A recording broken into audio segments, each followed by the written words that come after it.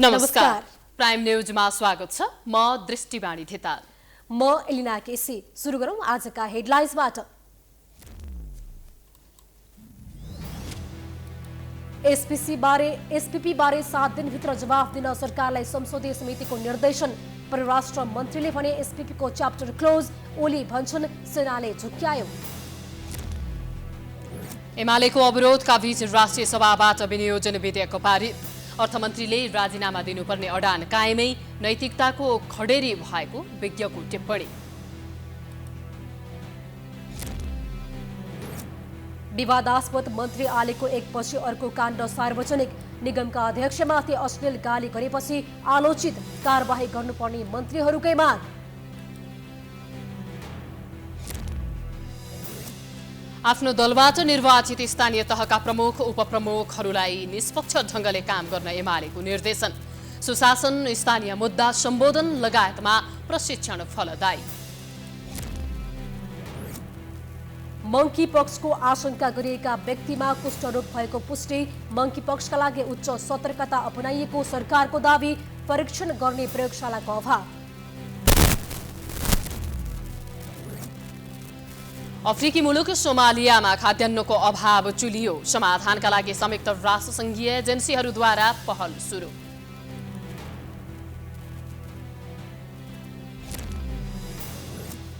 र एसीसी महिला टी20 च्याम्पियनसिपमा नेपालद्वारा भुटान 50 रनले पराजित।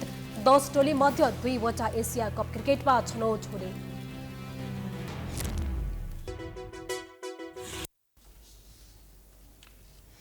अब प्राइम न्यूज विस्तारमा। संसदीय समितिले एसपीपीका सम्बन्धमा भएका पत्रचार वा सहमतिको कागजात 7 दिनभित्र उपलब्ध गराउन सरकारलाई निर्देशन दिएको छ। सिंहदरबारमा शुक्रबार बसेको संसदको अन्तर्राष्ट्रिय सम्बन्ध समितिको बैठकले एसपीपीका सम्बन्धमा नेपालको रक्षा र परराष्ट्र मन्त्रालय तथा नेपाली सेनाका तर्फबाट अमेरिकासँग गरेका पत्रचार वा सहमति 7 दिनभित्र समितिमा उपलब्ध गराउन पत्रचार गर्ने निर्णय भएको हो। बैठकले एसपीपीका विषयमा तत्कालीन परराष्ट्र सचिवको नेतृत्वमा रक्षा र गृह सचिव, प्रधान सेनापति सम्मिलित कार्यदलको निष्कर्षलाई समिति समक्ष प्रस्तुत गर्न निर्देशन दिने निर्णय भएको सभापति पवित्रा निरौलाले जानकारी दिइन्।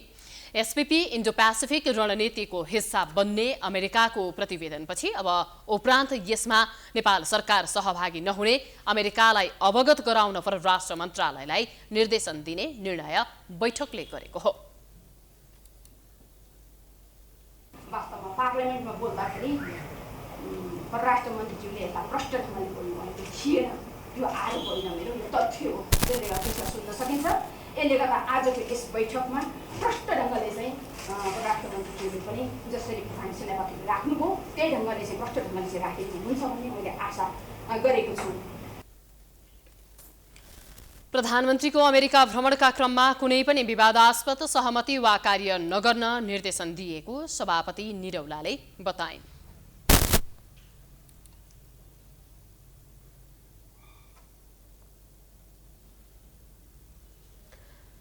सरकारले एसपीपी सम्झौता अघि नबढ्ने प्रश्न पारेको छ। एसपीपी सम्झौताबारे चौतर्फी चासो र विरोध भएपछि संसदीय समितिमा परराष्ट्र मन्त्री डाक्टर नारायण खड्काले प्रष्टीकरण दिँदै एसपीपी अघि नबढ्ने जनाएका हुन्। एक रिपोर्ट। संघीय संसदको अन्तर्राष्ट्रिय सम्बन्ध समितिमा परराष्ट्र मन्त्री नारायण खड्काले प्रधानमन्त्रीको तहबाट एसपीपी सम्झौता नहुने भनिसकेकाले यसमा विवाद नगर्न आग्रह गरेका छन्। कुनै पनि हालतमा सरकारले एसपीपी सम्झौता नगर्ने उनको जिकिर छ। प्रधानमन्त्रीको तर्फबाट हाम्रो चाहिँ गृहमन्त्रीजीले हिजो भन्दाखेरि पनि यो स्टेट पार्टनरसिप प्रोग्राम नेपाललाई स्वीकार्य छैन, नेपालले लिँदैन, यो हाम्रो हितमा छैन भनेर स्पष्ट पारिसकेको अवस्था छ। नेपाली सेनाको चाहिँ कुराहरू आयो, वक्तव्य प्रेस विज्ञप्ति आइसकेको छ। स्वयं अमेरिकन एम्बेसीबाट पनि कुराहरू आइरहेका छन्। त्यसकारण यो त एउटा मलाई लाग्छ एउटा एन्ड भएको च्याप्टर हो कि यो अगाडि बढ्ने छैन, बढाइने छैन। नेकपा एकीकृत समाजवादीका अध्यक्ष माधव कुमार नेपालले अमेरिकाको स्टेट पार्टनरसिप प्रोग्राम एसपीपी को वास्तविकता बाहिर ल्याउनु पर्ने बताएका छन्। समितिको शुक्रबारको बैठकमा बोल्दै नेपालले सार्वजनिक भएको एसपीपी सम्झौतामा पूर्व प्रधान सेनापति राजेन्द्र छेत्रीको हस्ताक्षर भएको भन्दै यसबारे सेनाले थप प्रश्न पार्नु पर्ने बताएका हुन्। दबाब छ भने या कहिलेकाहीँ दबाबको नीति हुँदैन, मिठो पाराले फसाउने नीति हुन्छ। यो दुईटी कुरा ख्याल गर्नुपर्छ। कूटनीतिका धेरै पक्षहरू हुन्छन्, कहिले दबाब दिएर, कहिले भकाएर, अनि थाहै नदिइकन निद्राको बेलामा व्हिस्की खुवाएर ख्याल गर्नु होला। यो सबै भएको हुनाले व्हिस्की नसाको बेलामा कागजमा सही गरिएला, ख्याल गर्नु होला। त्यसो भए जम्मै कुनै कहिलेकाहीँ कोहीलाई अनि कोही मिठाई खानको पनि एकदम हुन्छन्। त्यो जस्तै कुनै पनि हिसाबले पनि नफसिकन एकदम जम्मै कुरामा धेरै विचार गरिकन संस्थागत तरिका अपनाइकन राष्ट्रिय हितलाई ध्यानमा राखिकन जानुपर्छ। नेपाली सेना कुनै सैनिक गठबन्धनमा संलग्न हुन नहुने नेपालको भनाइ छ। कुनै पनि देशको दबावलाई स्वीकार गर्न नसकिने भन्दै नेपालले मिठो तरिकाले कूटनीतिमा फसाउन विदेशीले जे पनि गर्न सक्ने जिकिर गरे। नेकपा एमालेका नेता डाक्टर भीम रावलले अमेरिकाको स्टेट पार्टनरशिप प्रोग्राम एसपीपीमा सहभागी नहुने भनेर अमेरिकालाई पत्र पठाउन सुझाव दिएका छन्। अमेरिकाले एसपीपी नेपालले नलिन सक्छ भनिसकेको भन्दै रावलले परराष्ट्र मन्त्रीले पत्र पठाएर नलिने भन्नुपर्ने बताएका हुन्। इन्डो पेसिफिक रिपोर्ट जुन रणनीति छ त्यसमा यो राज्य साझेदारी कार्यक्रम त्यसको अङ्ग हो। अमुक त्यसमा लड्नुको लागि नेपाललाई त ल्यान्ड फोर्स बनेको छ। हामी ल्यान्ड फोर्स हौँ कसैको, कतै हवाई सेना छ, कतै जल सेना छ, अनि हामी स्थल सेना हौँ, कदापि हुन सक्दैन। त्यसकारण नेपाल सरकार, हामी परराष्ट्र मन्त्रीजीको मुखबाट सम्पूर्ण देशभक्त नेपालीले सुन्न चाहन्छ नि मेरो कुरा मात्र होइन। अमेरिकाले तिमीहरू यसको सदस्य नहुने भएपछि हुँदैन भनेर लेखेर पठाउँछन् भनेको छ। आज हामीले सुन्न पाउनुपर्छ। नेपाल सरकार तुरुन्त अमेरिकालाई राजदूतावासले भनेको छ, संयुक्त राज्य अमेरिकाको सरकारलाई, हामी यो तिमीहरूले यो सामरिक दृष्टिकोणबाट ल्याएको अथवा भाषा जे प्रयोग गर्नु होला यसको सदस्य अब छैन नेपाल भनेर लेखिनुपर्छ। नेपाली सेनाका प्रधान सेनापति प्रभुराम शर्माले अमेरिकालाई पत्र लेखेको साँचो भएको तर सैन्य समझदारीका लागि नभएको बताएका छन्। भूकम्पका बेला 27 देशका सैनिक आएको र उनीहरूलाई नै सम्बोधन गरेर पत्र लेखेको शर्माले प्रस्ट्याएका छन्। त्यसमा उनले सैन्य समझदारी गर्ने कुनै कुरा नलेखेको पनि जानकारी दिँदै पछि 2वटा पत्र पनि लेखेको बताएका हुन्। मानिसहरूलाई अवगत नै छ, मैले धेरै भन्नु पर्दैन।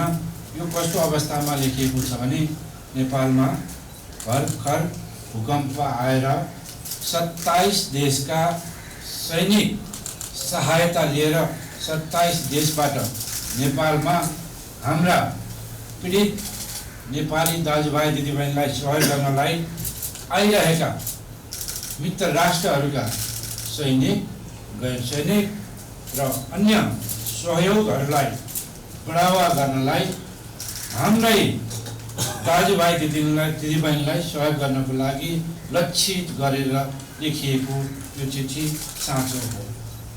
तत्कालीन अवस्थामा कुनै सैन्य रणनीतिमा संलग्न नभई पत्र लेखिएको शर्माको दाबी थियो।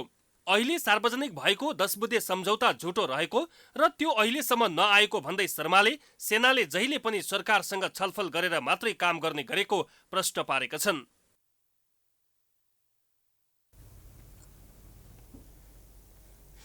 नेकपा एमालेका अध्यक्ष केपी शर्मा ओलीले एसपीपीका विषयमा 2072 सालमा नै रक्षा मन्त्रीको हैसियतले तत्कालीन प्रधानमन्त्री सुशील कोइरालाले पत्र लेखेको बताएका छन्। शुक्रबार काठमाडौँमा जनप्रतिनिधिहरूको प्रशिक्षण कार्यक्रममा समापन गर्दै अध्यक्ष ओलीले 2072 साल असोज 6 गते संविधान जारी भएको 3 दिनपछि आफू सरकारबाट हट्ने तय भइसकेपछि तत्कालीन प्रधानमन्त्री कोइरालाले एसपीपीका पक्षमा हुन पाओस् भनेर अमेरिकालाई आग्रह गर्ने निर्णय गरेको बताएका हुन्। ओलीले आफू प्रधानमन्त्री भएको 15 दिनपछि तत्कालीन प्रधान सेनापति राजेन्द्र छेत्रीले अमेरिकी राजदूतावासलाई पत्र लेखेको र आफूलाई जानकारी नदिएको उल्लेख गरे। 20 गते म संसदबाट निर्वाचित भएँ, 2072 असोज 24 गते। 25 गते मैले शपथ ग्रहण गरेँ, तर 10 गते त्यस बेलाका प्रधान सेनापति राजेन्द्र छेत्रीले अमेरिकी एम्बेसीलाई पत्र लेखेको रहेछ। माओवादी केन्द्रका अध्यक्ष पुष्पकमल दाहाल प्रचण्ड प्रधानमन्त्री भएका बेला फेरि पत्र लेखिएको उनले दावी गरेका छन्। ओलीले आफ्नो सरकारका बेला सैन्य गठबन्धनमा सामेल नहुने भन्दै च्याप्टर क्लोज भएको जिकिर पनि गरेका छन्। अहिले प्रधानमन्त्री शेरबहादुर देउवाले सेनाको क्याम्प बनाउने गरी बनाएको ड्राफ्टका बारेमा छलफल हुनुपर्ने उनको भनाइ छ।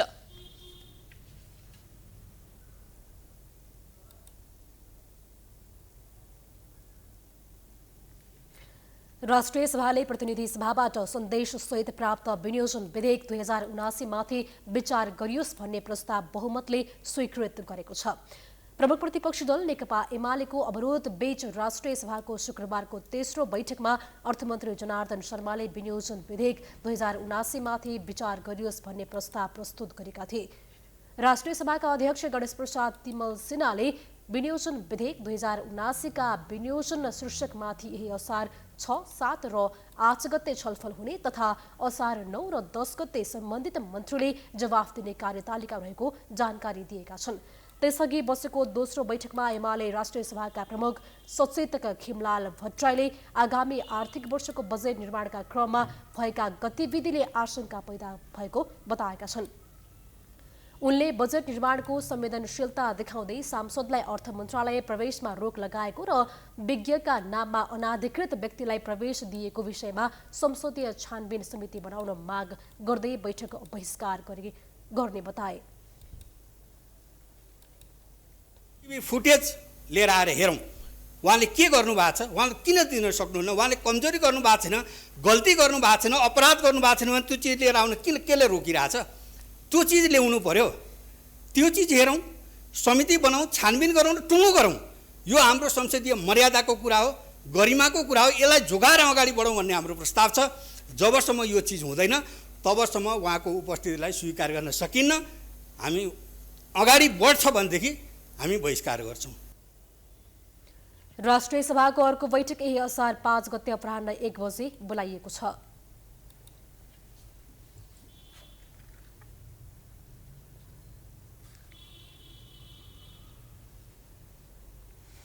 विवादास्पद गतिविधिका कारण आलोचित मन्त्री प्रेम आले फेरि अर्को काण्डमा मोचिएका छन्। पछिल्लो पटक नेपाल वायु सेवा निगमका अध्यक्ष युवराज अधिकारीलाई गालीगलोज तथा हातपात गरेको अडियो सार्वजनिक भएपछि आले थप आलोचित बनेका छन्।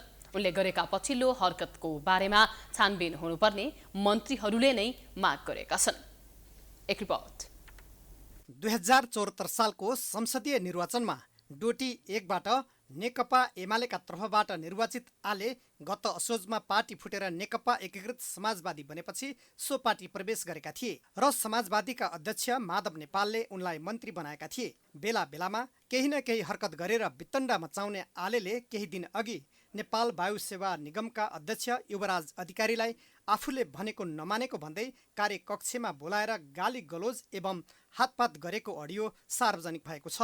आवश्यकता नै नभएर योग्यता बिनाका मान्छेलाई समेत जागिरमा लगाउन दबाब दिँदै आएका आलेको निर्देशन नमानेको भन्दै उनले अमर्यादित व्यवहार देखाएको भन्दै सर्वत्र आलोचना भएको छ।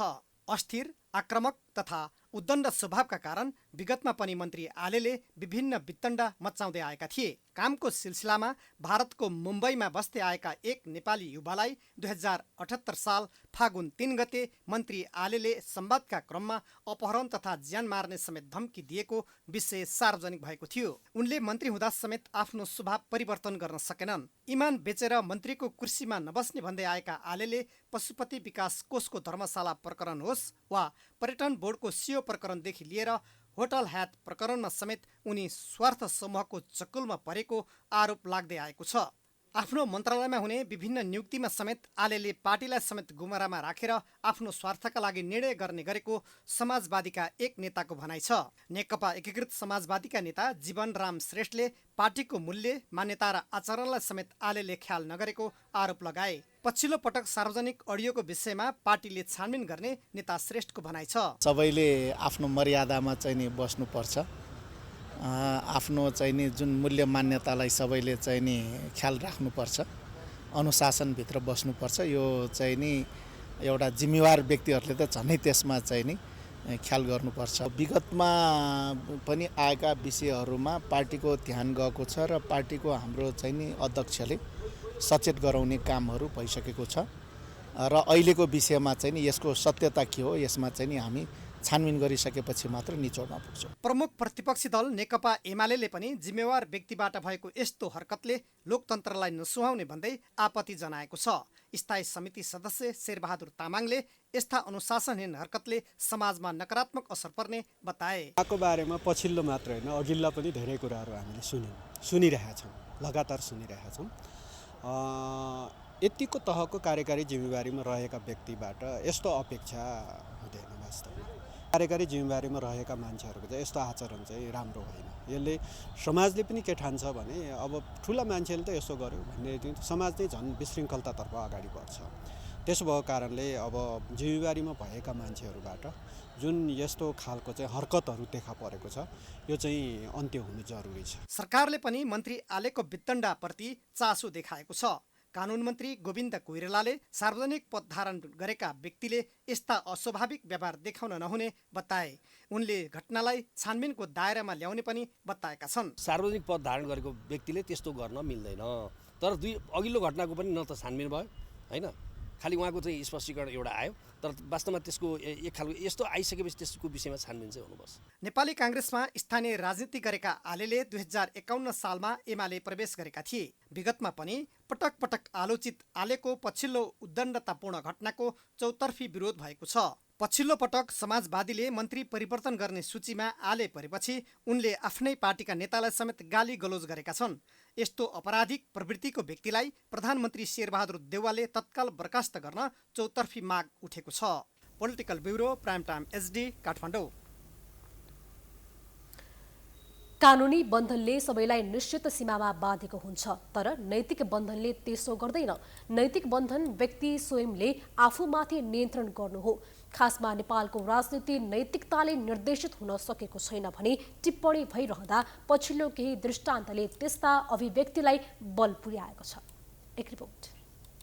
2007 साल यता पदभन्दा प्रतिष्ठा ठुलो भन्दै आफ्नो पदबाट राजीनामा दिने र जनताको आक्रोशलाई थेग्न नसकेर पदबाट राजीनामा दिने उच्च पदस्थ व्यक्तिको संख्या 2 दर्जनको हाराहारीमा मात्र छ। केही उदाहरण लिउँ। 2007 सालपछि मोहन शमशेर राणाको प्रधानमन्त्रीत्वमा बनेको सरकारको गृहमन्त्री BP कोइरालाले विद्यार्थी नेता चिनिया काजी श्रेष्ठको मृत्यु भएपछि नैतिकताको आधारमा राजीनामा दिएका थिए। वीर अस्पतालकी एक नर्सलाई अपशब्द बोलेको आधारमा 2036 सालमा स्वास्थ्य राज्य मन्त्री बद्री मण्डलले पनि नैतिकताको आधारमा राजीनामा दिनु परेको थियो। 2045 सालमा दशरथ रङ्गशालामा फुटबल खेल चलिरहेको अवस्थामा आएको हावाहुरीका कारण 71 जना दर्शकको ज्यान गएपछि तत्कालीन शिक्षा तथा खेलकुद मन्त्री केशरबहादुर विष्टले नैतिकताको आधारमा राजीनामा दिएका थिए। तर त्यतिबेला यी नेताले देखाएको नैतिकता अहिलेका मन्त्री प्रधानमन्त्रीमा बिरलै भेटिन्छ। आफू पदमा रहँदा पद अनुसारको आचरण नदेखाउने तर आफूले पद पनि नछाड्ने प्रवृत्ति राजनीतिमा हाबी छ, जसले गर्दा राजनीतिलाई लाज हराएको भनेर टिप्पणी हुने गरेको छ। जब 62-63 को आन्दोलन भयो र देशमा फेरि अर्को परिवर्तन भएर जुन नेताहरू सत्तामा आए ती नेताहरूमा नैतिकताको कमी भयो र राजनैतिक जुन उनीहरूले आफूलाई चाहिँ म एकदम चाहिँ उपयुक्त व्यक्ति हुँ, ममा नैतिकता छ, म देश निर्माणको लागि आएको हुँ भन्ने भावना चाहिँ उनीहरूले अभिव्यक्त चाहिँ गर्छन्। तर यथार्थमा उनीहरूको सम्पूर्ण क्रियाकलापहरू देशको पनि विरुद्धमा जनताको पनि विरुद्धमा नै रहेको देखिन्छ। अहिले पछिल्लो समय विवादमा आइरहने मन्त्री हुन् प्रेम आले। मन्त्री पदको गरिमा नराखी जथाभावी व्यवहार गर्न माहिर आलेले सामान्य कुरामा पनि कर्मचारी, कार्यकर्ता र आफूले भनेअनुसार नचल्ने व्यक्तिलाई अपशब्द बोल्दै गाली गर्न पछि पर्दैनन्। राजीनामाको माग पनि उठेको हुन्छ, तर उनले आफ्नो नैतिकता देखाउने साहस गरेका छैनन्। त्यस्तै अर्थमन्त्री जनार्दन शर्माले बजेट निर्माणको क्रममा अनाधिकृत व्यक्तिलाई संलग्न गराएको भन्दै त्यसको चर्को आलोचना मात्र भएको छैन, राजीनामा दिनुपर्ने माग चर्को रूपमा उठेको छ। तर उनले यस विषयलाई यत्तिकै टारिरहेका छन्। चाहे मन्त्री शर्मा हुन् या मन्त्री आले, उनीहरूमा नैतिकताको खडेरी परेको छ। यी दुई मात्र होइन, नेपाली राजनीतिमा दर्जनौं नेता छन् जसलाई नैतिकताको सामान्य मर्म नै थाहा छैन। हामीले त यिनै नेताहरूलाई विश्वास गर्नु पर्यो। त यी नेताहरू कमसेकम जनता र देशप्रति इमान्दार भइदिनु पर्यो। त्यो इमान्दार नभएको कारणले गर्दा हामीले चाहिँ यो दुःख भोगिरहेका छौँ। त्यसैले म के भन्छु भन्दा अब बाध्यता त हामीमा छ, किन अब हामीले भोट हाल्नै पर्छ। तर कमसेकम जनताले दिएको त्यो मतलाई सम्मान गरेर देश र राष्ट्रप्रति इमान्दार भइदिनुपर्छ। जबसम्म नेताहरूले नैतिकताको ख्याल राख्दैनन् तबसम्म नेपाली राजनीतिको छवि राम्रो बन्न सक्दैन। सार्वजनिक पद धारण गरेका व्यक्तिले नैतिक शक्ति पनि बल हो भन्ने हेक्का राखेर काम गर्ने पो हो कि?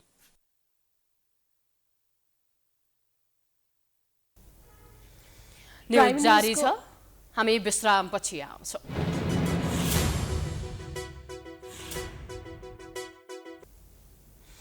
विश्रामपछि स्वागत छ। अब बाँकी न्यूज। नेपाल कम्युनिस्ट पार्टी एमालेका अध्यक्ष केपी शर्मा ओलीले स्थानीय तह निर्वाचन 2079 नवनिर्वाचित जनप्रतिनिधिका लागि प्रशिक्षण तथा अभिमुखीकरण कार्यक्रम अर्थपूर्ण रहेको बताएका छन्। एमालेको केन्द्रीय पार्टी स्कुल विभागद्वारा आयोजित सो कार्यक्रममा देशभरि एमालेको तर्फबाट निर्वाचित भएका पालिकाहरूका जनप्रतिनिधिहरूलाई लक्षित गर्दै अध्यक्ष ओलीले जनताको पक्षमा रहेर काम गर्न शुभकामना सहित सुझाव दिएका थिए। प्रतिबद्धता पत्र लिएर जानुभएको थियो। तपाईको पार्टीले राष्ट्रिय स्तरमा यी नीतिका साथ, यो व्यवहारका साथ यो काम गर्छु भनेको थियो। त्यसकारण त्यस हिसाबले तपाईहरू जान जरुरी छ। अब बिहिबार र शुक्रबारसम्म सञ्चालन गरिएको प्रशिक्षण तथा अभिमुखीकरण कार्यक्रमको समापन सत्रमा अध्यक्ष ओलीको जनप्रतिनिधिको कार्यभार, पार्टीको कार्यदिशाप्रतिको सम्बोधन एवं शुभकामनापछि सम्पन्न भएको हो।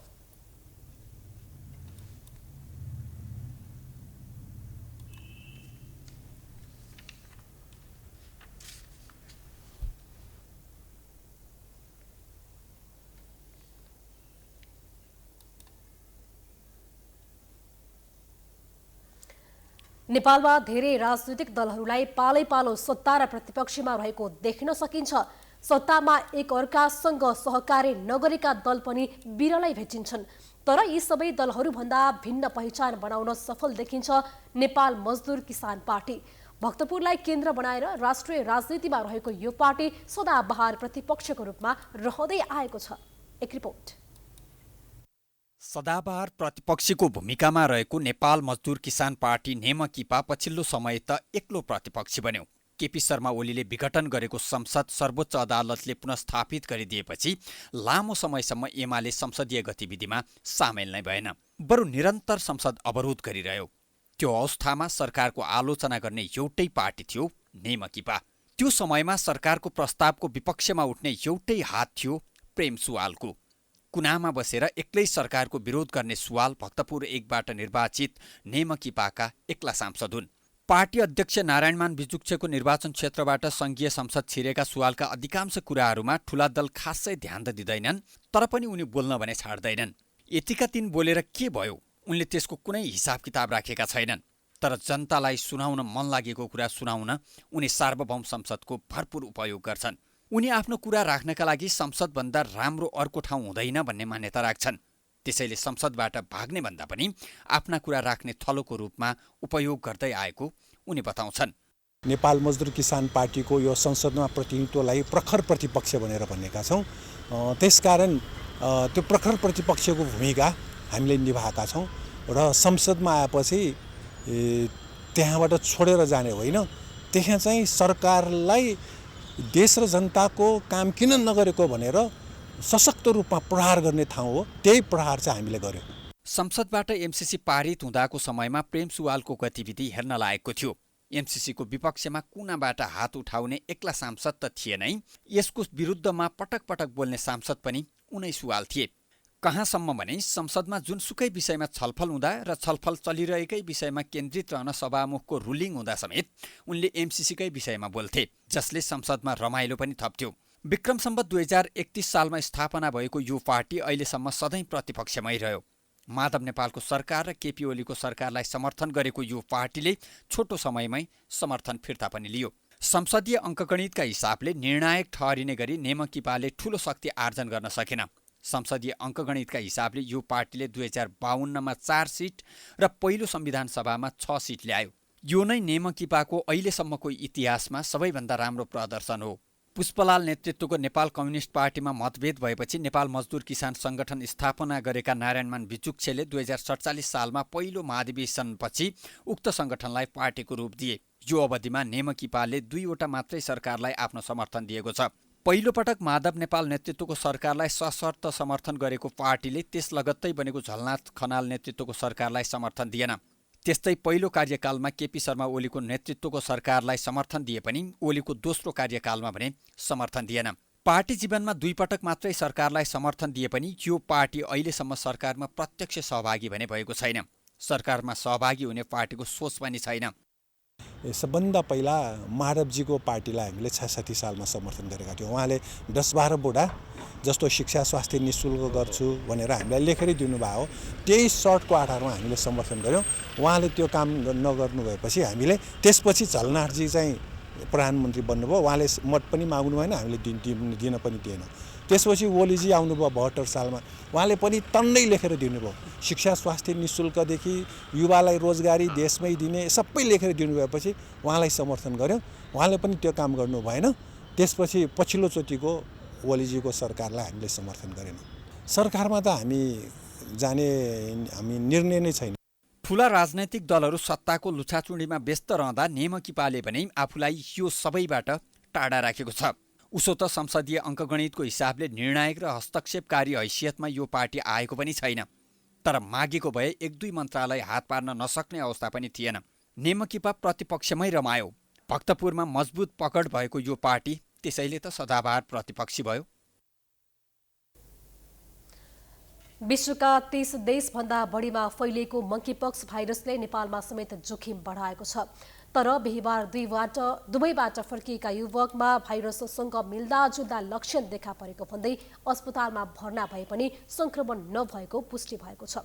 तर पछिल्लो समय तीव्र गतिमा फैलिरहेको मङ्कीपक्स भाइरसको नेपालमा समेत जोखिम रहेको भन्दै सजग रहन चिकित्सकको सुझाव रहेको छ। एक रिपोर्ट। कोरोना महामारीले आक्रान्त विश्व अहिले सामान्य बन्दै गएको छ। तर महामारीले अझै पनि कतिपय देशमा जोखिम बढाइरहेको छ। यस्तो अवस्थामा पछिल्लो समय युरोपीय देशहरूमा तीव्र रूपले फैलिँदै गएको मङ्कीपक्स भाइरसले थप जोखिम बढाएको छ।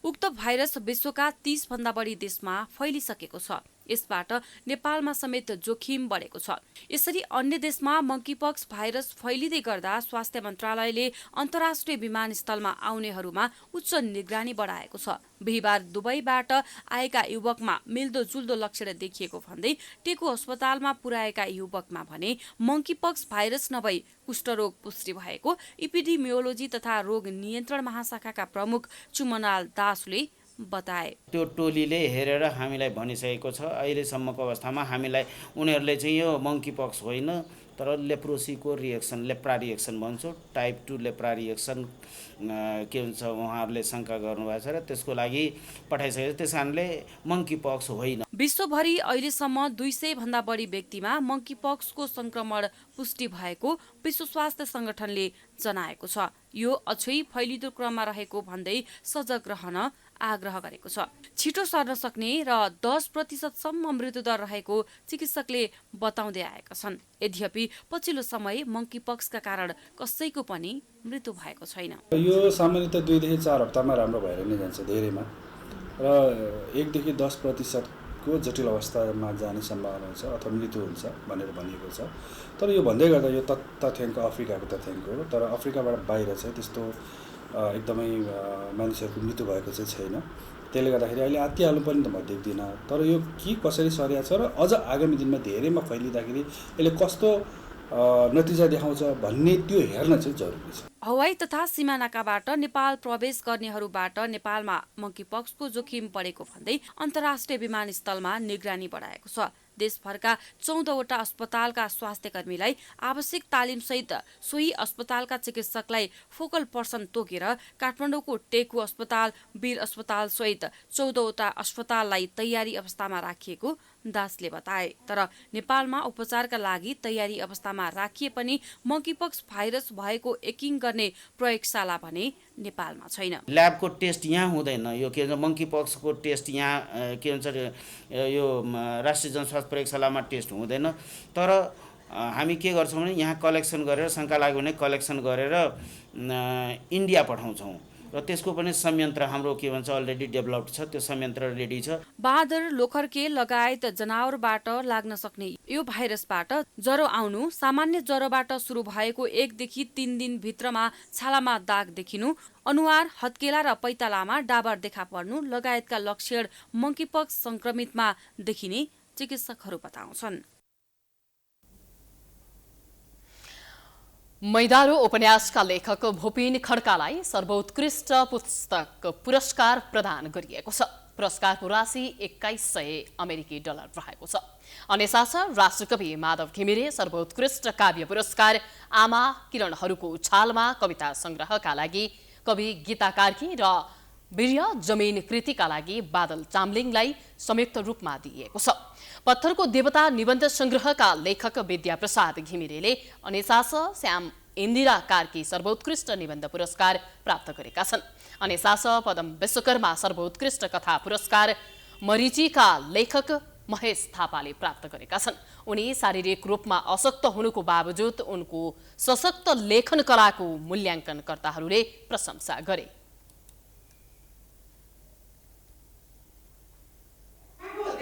त्यो दुईटा औँलाले उहाँले टक स्क्रिनबाट टाइप गर्नुहुन्छ अरे साहित्य र नेपाली साहित्यमा पारिजात, महेश थापा जस्ता हामीले साहित्य भ्रमर घिमिरे, राधिका दाहाल लगायत अरू आँखा दृष्टिविहीन कतिपय साहित्यकारहरू हामीले भेटेका छौँ।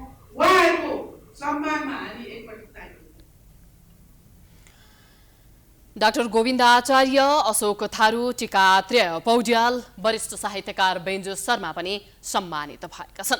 अनेसास बिओटी अध्यक्ष गीता खत्रीले नेपाली साहित्यको श्रीवृद्धिमा काम गर्न पाउँदा हर्षित भएको बताइन्।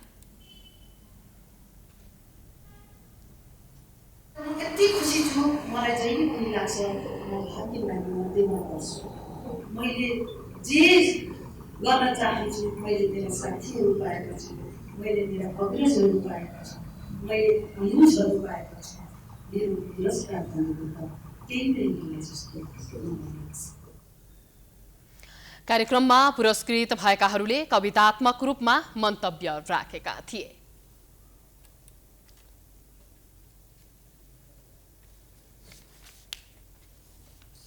न्यूजको सिलसिला जारी छ। हामी विश्रामपछि आउँछौँ।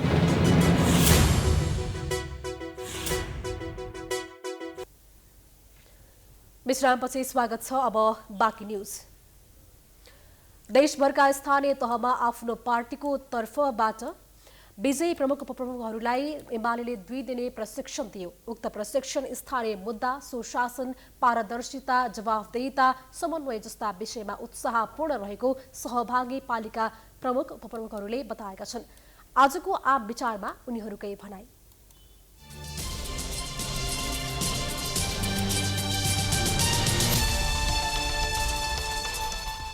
धेरै कुरा पो सिकियो त र विशेष गरेर चाहिँ हामी जननिर्वाचित चाहिँ नवनिर्वाचित जनप्रतिनिधिहरूले गर्नुपर्ने काम कर्तव्य र अधिकारका सन्दर्भमा, हाम्रो दायित्वका सन्दर्भमा, अहिलेको चाहिँ योजना तर्जुमाका सन्दर्भमा, स्थानीय तहले चाहिँ गर्ने कामहरू के हुन् र यसलाई कसरी चाहिँ सुव्यवस्थित गर्नुपर्छ भन्ने कुराहरूको सन्दर्भमा, त्यसपछि गएर विकासका ढाँचाहरू के अपनाउनुपर्छ भन्ने सन्दर्भमा र हामीले विकासका मोडेलहरू के चाहिँ अपनाउनुपर्छ भन्ने कुराहरूको सन्दर्भमा, गरिबी निवारण र चाहिँ समाजवादी उन्मुख चाहिँ हाम्रा कार्यनीतिहरू कसरी लागू गर्नुपर्छ भन्ने सन्दर्भमा आज पार्टीले अति महत्त्वपूर्ण कुरा चाहिँ हामीलाई दिएको छ।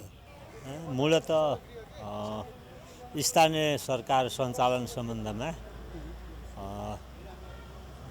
कानुनी, संवैधानिक र अन्य हिसाबमा भएका व्यवस्थाहरू, त्यसको कार्यान्वयनको सन्दर्भमा हामीले खेल्नुपर्ने भूमिका र मूलतः हामी पार्टीले अगाडि सारेको विचार, दृष्टिकोण र घोषणापत्रका आधारमा हामी जनताको अभिमत जितेर आएको सन्दर्भमा त्यसलाई व्यावहारिक रूपमा कसरी कार्यान्वयन गर्न सकिन्छ त्यसमा जनतामुखी ढङ्गले योजनाहरूको छनौट र सञ्चालन कसरी गर्न सकिन्छ भन्ने लगायतका विषयहरूमा हामीले विशेष खालको मार्गदर्शन प्राप्त गर्यौँ। धेरै कुराहरू सिक्ने एउटा अवसर मिलेको छ, पार्टीले एउटा अवसर जुटाइदिएको छ। यसमा चाहिँ अब जनप्रतिनिधिहरूले, नवनिर्वाचित जनप्रतिनिधिहरूले अब गएर कसरी काम गर्ने त, एउटा नीति विधि सिस्टममा चलेर काम गर्नुपर्छ भन्ने धेरै किसिमका चाहिँ त्यहाँ कुराहरू भएका छन्। त्यही विधि नीति कार्यविधिलाई टेकेर अब चाहिँ नि पार्टी के अरे जनप्रतिनिधिहरू अगाडि बढ्नुपर्छ र भोलिका दिनमा चाहिँ जनताहरूका आधारभूत आवश्यकताहरूलाई परिपूर्ति गर्नका लागि र जनप्रतिनिधिहरूले गरेका काम 5 वर्ष पछाडि चाहिँ आहा भन्ने गरीका कार्यक्रमहरू हामीले फटाफट चाहिँ भन्न सक्ने गरीका चाहिँ जनता समक्ष कामहरू गर्नुपर्छ। यहाँ चाहिँ स्थानीय सरकार सञ्चालन सम्बन्धी अत्यन्तै धेरै राम्रा कुराहरू सिक्ने मौका मिल्यो हैन। प्रशिक्षण धेरै नै सान्दर्भिक नै थियो। हामीलाई स्थानीय सरकार सञ्चालन गर्दाखेरि चाहिँ भोलिका दिनमा कसरी आफ्ना कार्यहरू अगाडि बढाउँदै जाने, त्यहाँको सुशासन, त्यहाँको समृद्धिको लागि काम गर्ने तरिकाहरू धेरै नै प्रशिक्षणबाट हामीलाई जानकारी भयो। धेरै कुरा सिकियो।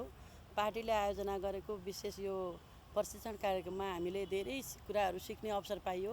यो हाम्रो लागि अत्यन्तै यो अवसरको रूपमा हामीले लिनुपर्छ। हामी भर्खरै मात्रै निर्वाचित जनप्रतिनिधि भइएको छ। हामीले विशेष गरी पार्टीले जनप्रतिनिधि भइसके पश्चात पार्टी र जनता र जनप्रतिनिधिका बिचको अन्तर्सम्बन्ध के हुनुपर्छ र हाम्रा व्यवहारहरू कस्ता हुनुपर्छ र हामीले गरिने व्यवहारहरूले गर्दा नै पार्टीप्रतिको आकर्षण रहन्छ जनताको बिचको र जनताका समस्याहरूलाई सुन्दै हामी सार्वजनिक व्यक्ति बन्नुपर्छ भन्ने खालका विषयहरूमा पनि अत्यन्तै गम्भीर महत्त्वपूर्ण विषयमा एउटा प्रशिक्षण रहेको थियो।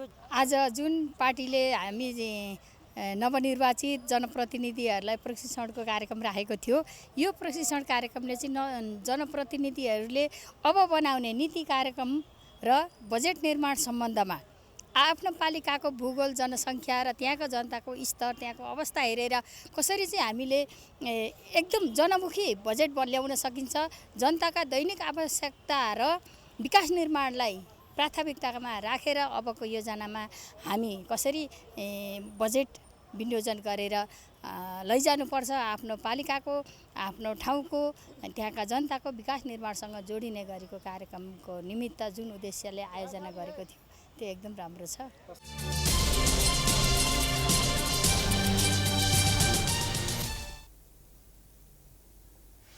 अब इन्टरनेसनल न्यूज।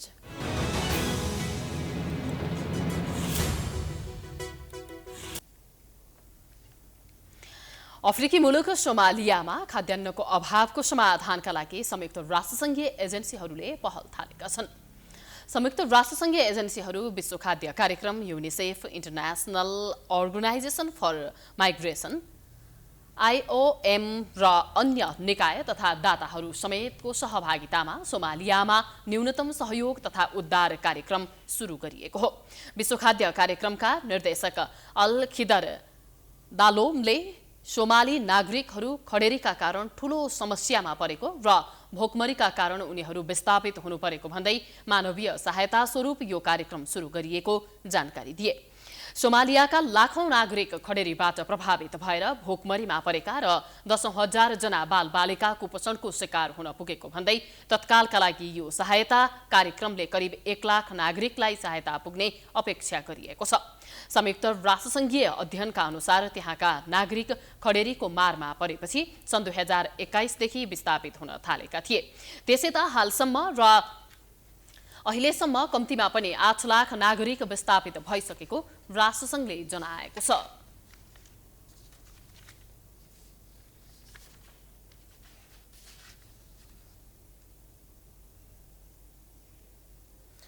अब स्पोर्ट्स न्यूज।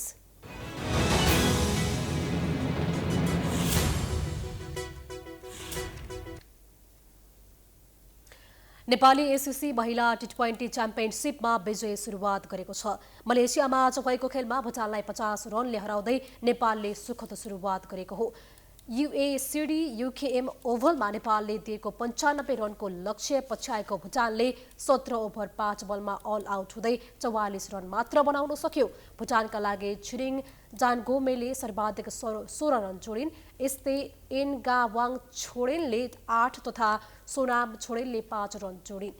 पेमा सोल्डेनले 4 रन बनाइन्। भुटानलाई सस्तैमा समेट्न नेपालकी सङ्गीता राईले 4 विकेट लिइन्। यस्तै कविता कुँवरले 2 तथा अश्मिना कर्माचार्य, सीता राणा मगर र इन्दु वर्माले 1-1 विकेटले। त्यसअघि टस जितेर पहिले ब्याटिङ गरेको नेपालले 20 ओभरमा 9 विकेट गुमाएर 94 रन बनायो। च्याम्पियनसिप अन्तर्गत नेपालले अब कुवेतसँग शनिबार खेल्नेछ। यस्तै नेपालले सोमबार बहराइन र अन्तिम खेलमा मङ्गलबार हङकङसँग खेल्नेछ। च्याम्पियनसिपमा 10 टोलीको सहभागिता रहेको छ। च्याम्पियनसिपको फाइनल पुग्ने 2 टोलीले महिला T20 एसिया कप क्रिकेटमा छनौट हुनेछन्।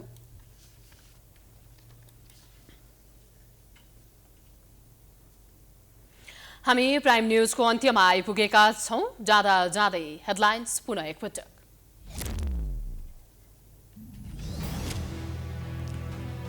यसबीच बारे 7 दिनभित्र जवाफ दिन सरकारलाई संसदीय समितिको निर्देशन। परराष्ट्र मन्त्रीले भने एसपीपी को च्याप्टर क्लोज। ओली भन्छन् सेनाले झुक्क्यायो।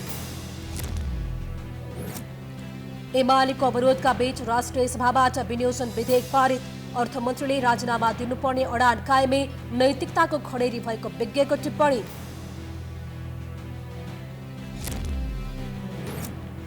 विवादास्पद मन्त्रीआलयको एकपछि अर्को काण्ड सार्वजनिक। निगमका अध्यक्षमाथि अश्लील गाली गरेपछि आलोचित। कारबाही गर्नुपर्ने मन्त्रीहरूकै माग। आफ्नो दलबाट निर्वाचित स्थानीय तहका प्रमुखलाई निष्पक्ष ढङ्गले काम गर्न एमालेको निर्देशन। सुशासन, स्थानीय मुद्दा सम्बोधन लगायतमा प्रशिक्षण फलदायी। मंकीपक्सको आशंका गरिएका व्यक्तिमा कुष्ठरोग भएको पुष्टि। मंकीपक्सका लागि उच्च सतर्कता अपनाइएको सरकारको दाबी। परीक्षण गर्ने प्रयोगशालाको अभाव। अफ्रिकी मुलुक सोमालियामा खाद्यान्नको अभाव चुलियो। समाधानका लागि संयुक्त राष्ट्रसङ्घीय एजेन्सीहरूद्वारा पहल सुरु।